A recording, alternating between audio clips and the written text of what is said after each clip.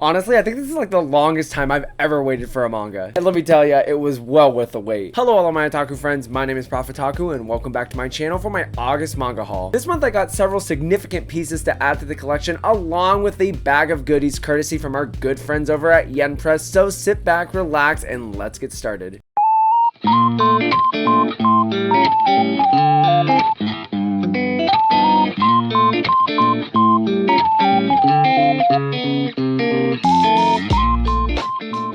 So let's first start off with the manga box set that I've been waiting for over a year for. This is Dementia 21 put out by Fantagraphics. This 2-volume release by Fantagraphics is just fantastic. A very sturdy book, great white pages, sturdy cover, this beautiful oversized paperback. And along with the second volume here, it also comes with a custom slipcover case, nice hard cardboard, very, very good quality. I love the wraparound artwork. It is just so cool. This manga is a collection of comedic horror short stories set in the medical field following a girl who is a home aide. The mangaka is Shintaro Kago, and he's known for being a very avant-garde mangaka, definitely pushing the boundaries of the manga medium. So I am super curious about this work. I've never really read anything like it, but the artwork looks fantastic. I cannot wait to dive into this one. It's going to be so cool. This next section here are going to dive into all the things I got from my good friends over at Yen Press. Thanks so much to Callista and the team for continuing to send me manga to review on their behalf, and so I can put new things on y'all's radar. First up, we have I Don't Know Which Is Love Volume 1. This is a Yuri series following a girl who gets rejected by her high school crush.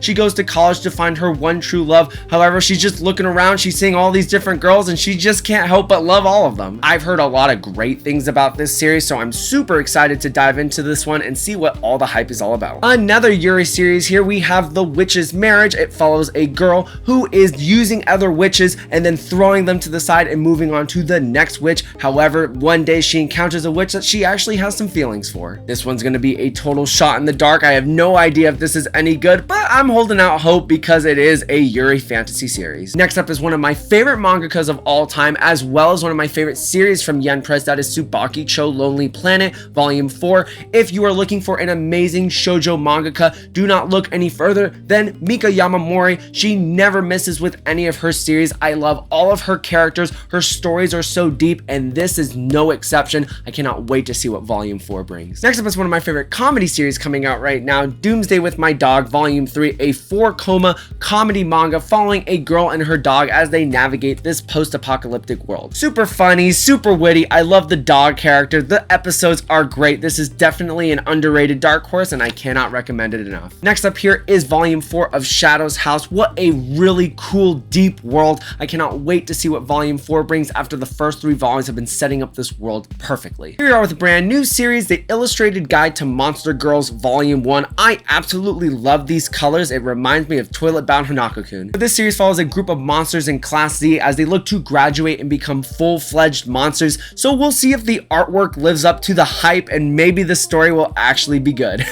Another Volume 1 here, we have Saint? No, I'm Just a Passing Beast Tamer Volume 1, and I know it sounds really stupid. Guess what? The premise is even crazier. It follows a girl who has the potential to be anything she wants in the kingdom, but she wants to be a lowly beast tamer because she wants to pet all the fluffy things in the kingdom. So this isekai series is definitely like a okay, but look, I'm definitely gonna enjoy it because there's a cat on there, so yeah, I love cats. So here we are with one of the most popular things from Yen Press at the moment. We have Oshinoko Volume 3. Now that we're getting into the nitty-gritty of what this series is about, I'm definitely all in. I love the mix of the comedy and the serious dark undertones. I think the story itself is quite deep, and I can't wait to see all these puzzle pieces come together. Next up is Volume 2 of Pandora 7. I absolutely loved Volume 1. It follows a human girl who lives on this island full of monsters and dragons and other beasts. One day a group of invaders comes in and destroys this island, and it's up to her in this redemption story to fight for what she believes in. A very interesting, a very different series. I had no idea about this and whether I was going to like it. I loved Volume 1. I hope Volume 2 definitely brings what Volume 1 brought? If so, it's definitely going to be an underrated read of 2023 for me. Next up here is a new Volume 1, Game of Familia. This story follows a high school boy who's been summoned to a fantasy world to fight an undead army. But of course, with the Game of Familia, he's accompanied by his family, his stepmom, and his 2 younger sisters who also have different powers to help him in the party. We'll see about this one, I have no idea, but it is saran wrap, so I mean, I guess there's naughty stuff in here. Here's one I'm super excited about. From the Madoka Magica Quartet, we have Madoka Magica, the Movie Rebellion. This has been out of print for quite a while. So it's super cool to see a complete omnibus release of this. It's a 3-volume series, basically a manga adaptation of the Movie Rebellion. So if you are looking to get into the manga, I recommend the original manga series. Then you read the original manga series, a different story, and then you're going to read the Wraith arc, and then you're going to go ahead and read Rebellion. I do like these 3-volume omnibuses, short and sweet, to the point, and I definitely get the vibe of Madoka Magica, so it is a win-win for me. We are with the Boys Love series. After we gaze at the Starry Sky Volume 1, it follows a photographer and a boy who is disabled, and they go on these journeys together and develop a friendship and subsequently a relationship. Looks super cute, super wholesome. I love the use of blank space to tell a story. I cannot wait to see what this entails. Seems like a super wholesome story. Next up here is a manhwa from Ize Press, a super heavy hitter. We have Not So Wicked Stepmom. This story follows a girl who is always bullied by the evil stepmother, but one day the evil stepmother is reborn from a seamstress. Of course, this little girl is always scared of the stepmother, so the stepmother's trying to regain her trust. I've heard really good things about this. The art looks amazing. I cannot wait to dive into this story. I love these releases by Ize Press. Yes, it is $20 a volume, but you are getting such high quality. I love the full color. Next up here is a short story collection, which I absolutely love. We have I Don't Need a Happy Ending. This is from the same mangaka who does Assorted Entanglement. Yes, it's a short story collection. I love this mangaka's other work, so I cannot wait to see what these short stories entail. Some more manhwa here. We have A Business Proposal Volume 2. I loved Volume 1. I love the vibe between our characters. This business proposal gone awry, so I cannot wait to see what this one brings. Here we are with my first ever manhwa, and one of my favorite manhwas to date. We have Villains Are Destined to Die Volume 4. I love this cover. I love Penelope, our main character. I love anime games, and I love to see how these different character relationships build up in this crazy series. Highly recommend. Here we are with a light novel series that I haven't tried out yet, but now that I have 2 volumes, I'll go ahead and binge these 2 volumes and make my choice. We have Hollow Regalia. You've got fantasy, you've got dragons, you've got fighting. Seems like it's right up my alley, so we'll see. Here we are with another light novel series, Sasaki and Miyano Second Years. I don't know how this plays into the timeline of Sasaki and Miyano, but I'm continuing to stockpile these for an eventual read. An underrated isekai manga adaptation, we have In the Land of Leedale Volume 4. I love the first 3 volumes. It seems super basic. You've got this girl who's sick, who gets reincarnated into this fantasy world, and then she just does fantasy world things, very basic, but it just works really well. So I'm very surprised with this series, and I definitely recommend you give this one a shot. Here we are with Volume 2 of a romance thriller series. We have Sunbeams in the Sky. It follows 2 identical twins. One's really sheltered, one's really outgoing. They have to switch spots, and the girl who is sheltered, who ends up going to school to replace her sister,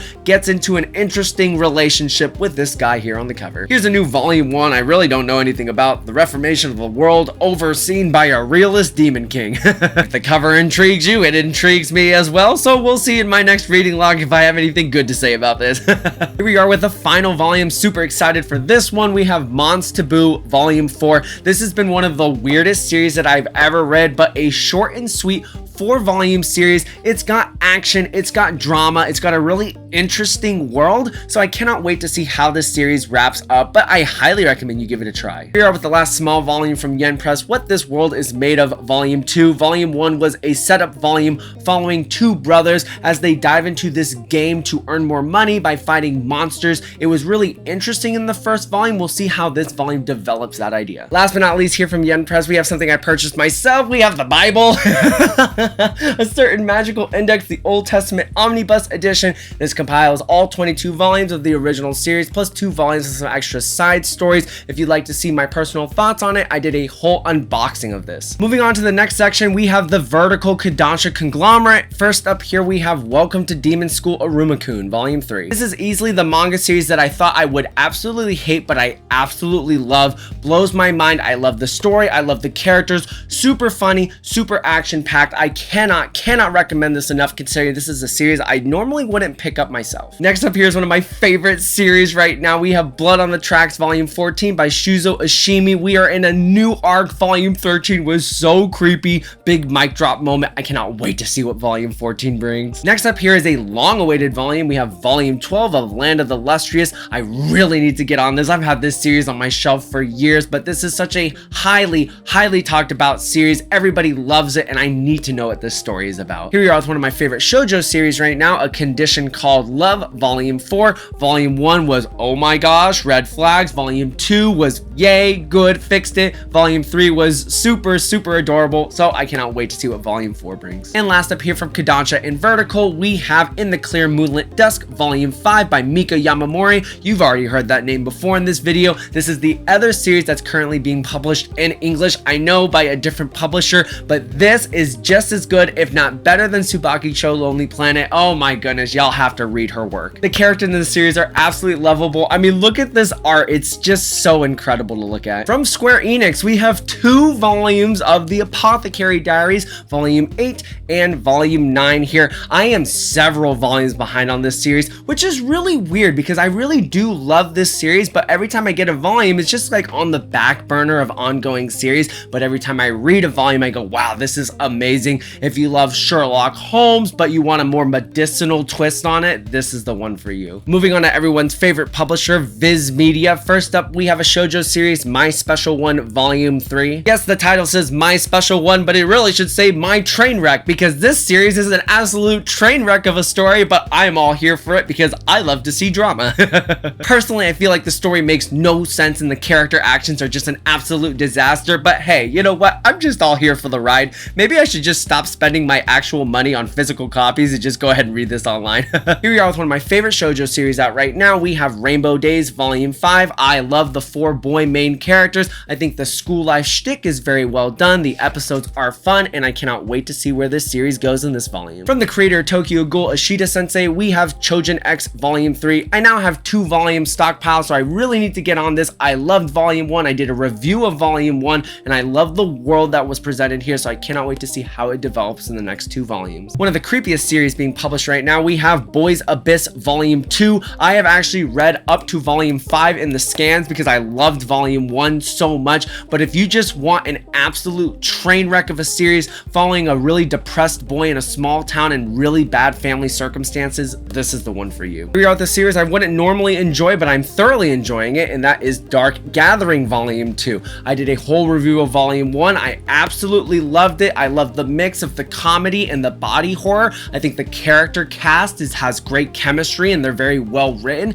and I can't wait to see how this story progresses. I can tell that there's lots of layers in this Shonen Jump series, so yes, this is going to be a lot of fun to read. Here we are with everybody's favorite rom-com. We have Kaguya-sama Love is War Volume 26. Volume 25 was, oh my gosh, so good. We are almost getting to the end. It is going to be a sprint towards the finish, and you definitely need to get on this hype train. Next up is a shoujo series everybody's getting because the reprints are bountiful now, which is awesome. We have Yona of the Dawn Volume 39. I stopped at Volume 7. I was doing a buddy read with several other people, and I don't know why I stopped. I really need to get on this very soon. I think this is going to be the next ongoing series that I just binged. Probably my favorite Shonen Jump series coming out right now, we have Sakamoto Days Volume 9. I love the new arc that we're in. It is super fun. The new cast of characters is great, and of course Sakamoto is phenomenal as always. I love the action in here. I love the depth of the characters in the world, and it's just going to be such a fun time. Can't wait to get into this volume. Next up is a new Shonen Jump series everybody's been talking about, and it is Akane Banashi Volume 1. This whole manga is about the occupation of storytelling, so I can't wait to see what this is all about. Definitely something I know nothing about, so I hope that there's some educational and very interesting storytelling aspects to this. And last up here from Viz Media, we have Mission Yozakura Family Volume 6. This series has resurrected itself from the dead. I just basically wrote it off. I was like, it's just super standard, but every single volume it keeps getting better and better. I get more attached to the characters, so I can't wait to dive into this volume. I'm not saying that it's off the chopping block yet. It's still on a volume by volume basis, but I'm definitely loving this series more and more. The last publisher here we got is 7 Seas. First up is a collector's edition of one of my favorite series that are coming out right now. We have Yokohama Kadashi Kiko Volume 3. This last section is for 7 Seas, and first up is one of my favorite series from them right now, collector's edition of Yokohama Yokohama Kadashi Kiko Volume 3. This is one of the top slice of life series of all time, a classic 90s manga following Alpha-san. She is a robot watching the end of times as the waters of Earth continue to rise due to climate change. The land is disappearing away and thus time is ticking. But though it's got a super dark premise, it's a very much a melancholic manga. It's a reflective manga, just telling you to slow down in life, enjoy the people that you're with, enjoy the time that you spend together.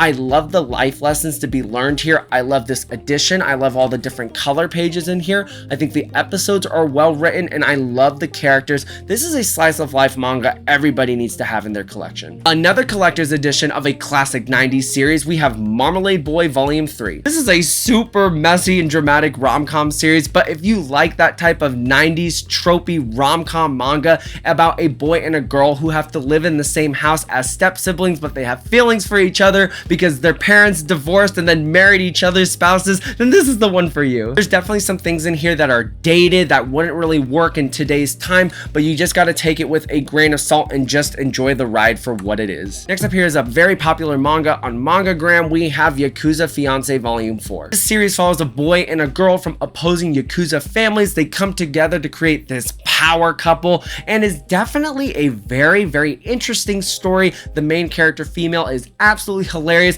The main character male comes off as standoffish and kind of a jerk, to be honest with you, but there's definitely a dark side to him. I can't wait to see what this series continues to bring. Second to last volume here, we have Crossplay Love Otaku X Punk Volume 5. I really enjoyed the first 3 volumes. Volume 4 definitely got away from the main thing being the main thing. I think there's too many characters going on in this series, and there's a couple characters that I don't personally like. I just want to focus on the 2 main characters who are boys who cross-dress as girls, and then they like each other. Like the boy likes the girl and then the other boy likes the girl, but they don't realize that they're both cross-dressing boys, but then the boys both hate each other. It's just a mess. And last but not least, we have Asumi-chan is interested in lesbian brothels Volume 3. Look, don't judge. It's actually a pretty good series, but yes, it is an ecchi series, but it is super wholesome. And that is it for my manga haul for August of 2023. A lot of amazing things that I picked up this month. So many things I want to read right now, but I'm just so busy with work, I just can't get any reading done. As always, if you enjoy the content of my videos, make sure you hit that like button, tap the subscribe button, hit that notification bell so that you know when more of my videos come out,